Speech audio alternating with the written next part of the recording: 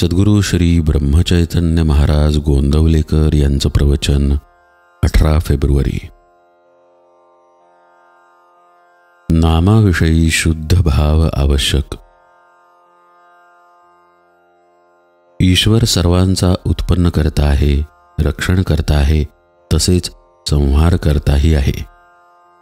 परंतु तरी त्याला न्यायी आणि प्रेमी म्हणतातच, कारण तो निस्वार्थी आहे. म्हणजे प्रेम हे निस्वार्थातच असते. आपल्याला खरे म्हटले म्हणजे आपला स्वार्थच नडतो. आपला स्वार्थ प्रेमाच्या आड येतो. आपले विषय ईश्वर प्रेमात व्यत्यय आणतात.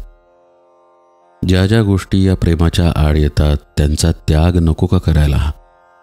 तेव्हा विषयांची आसक्ती, त्यांच्यावरचे प्रेम नाहीसे झाले पाहिजे. आपण ईश्वराचे, संतांचे झाले पाहिजे. त्याशिवाय आपल्याला कशाचीही गरज वाटता कामा नये.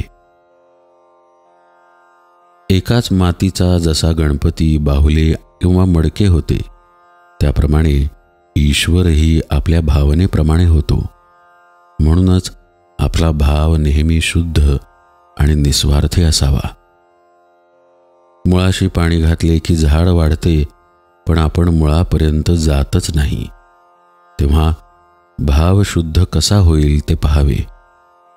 उदाहरणार्थ, एकादशीच्या दिवशी उपवास करायचा एवढेच आपल्याला ठाऊक असते, पण एक गृहस्थ एकादशीला भगवंताचे नामस्मरण करायचे सोडून 12 वाजेपर्यंत आंघोळ न करता अंगण मोरी झाडत बसला.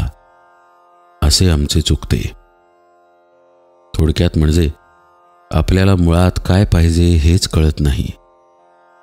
कावीळ झाली म्हणजे डोळ्याला खरे रूप कसे कळणार? म्हणून ज्याचे डोळे साफ आहेत तो सांगेल त्याप्रमाणे वागावे. याकरिता गुरु आज्ञा प्रमाण मानून आपण वागत जावे. नाम श्रद्धेने आणि शुद्ध भावाने घ्यावे, म्हणजे मनात शंका येत नाहीत.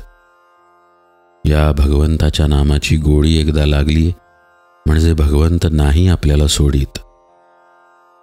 नामाशिवाय दुसरे सत्यच नाही अशी दृढ भावना झाली पाहिजे. जितकी देहबुद्धी अधिक, तितके नाम अधिक घेतले पाहिजे. आज इतके दिवस आपण विषयांचे चिंतन केले, त्याने आपल्या हातात काय आले? नामासारखे सोपे साधन नाही. प्रापंचिक लोक असे म्हणतात की विषयाचा अनुभव तात्काळ येतो, पण भगवंताचा अनुभव हा अनुमानाचा आणि श्रद्धेचा आहे. हे त्यांचे म्हणणे मला पटते. प्रापंचिक लोक प्रपंच सोडित नाहीत याचे मला नवल वाटत नाही, पण ते सुख चिरकाल टिकणारे आहे ही समजूत करून घेऊन त्यामध्ये रमतात, याचे मला वाईट वाटते. मी असे म्हणतो की तुमच्या अनुभवाप्रमाणे जे खरे आहे तेवढेच तुम्ही खरे माना. विषयाच्या ध्यासापासून सुख नाही असे वाटू लागले म्हणजे नामाची गोडी येईल. आपल्या देहावर आपली सत्ता नाही, आपल्या पैशावर आपली सत्ता नाही, आपल्या माणसांवर आपली सत्ता नाही. म्हणून आपले कर्तव्य तेवढे करावे आणि ते करत असताना आपले मन दुश्चित्त होऊ देऊ नये. भगवत प्राप्ती हे आपल्या जीवनाचे ध्येय ठरवून आपण नेहमी त्याच्या भोवती फिरत असावे, म्हणजेच त्याच्या अनुसंधानात असावे.